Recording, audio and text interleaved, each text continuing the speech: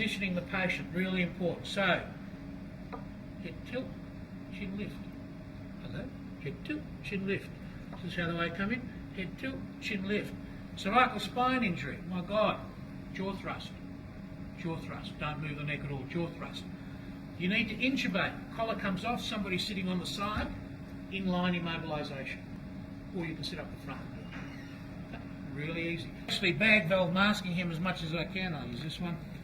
Now, I usually, if I'm doing this in a semi-conscious patient or pretty unconscious, I get somebody to do the Selleck manoeuvre, so a little bit of pressure there, and it's at the cricoid. The whole idea of that is to stop any gastric dilatation causing regurgitation to come back into the lungs.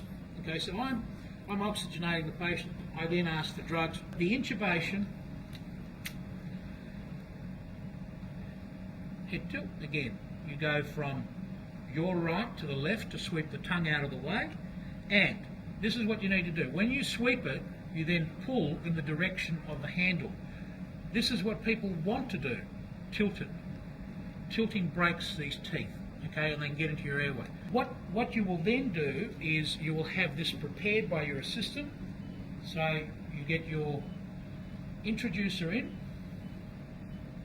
You take it close to the end, but not protruding out the outside there. So it's got a Murphy's iron here. There's a little hole in the bottom of this side. So what happens with that is that if, for example, there's some blockage at the end, you still can ventilate off here.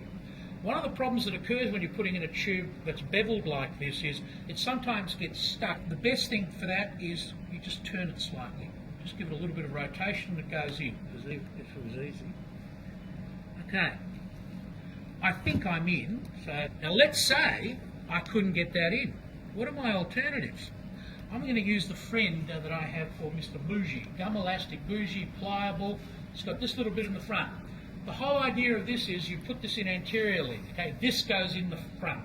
So if I do this again, and I can't quite see it, but I'm going to have a go at popping something in, and then usually what I do is, John, can you feed this? I usually keep the laryngoscope in because I have a second person. Can you feed that over for me? Now let me take it in. Let me put it in. Okay, pull that out.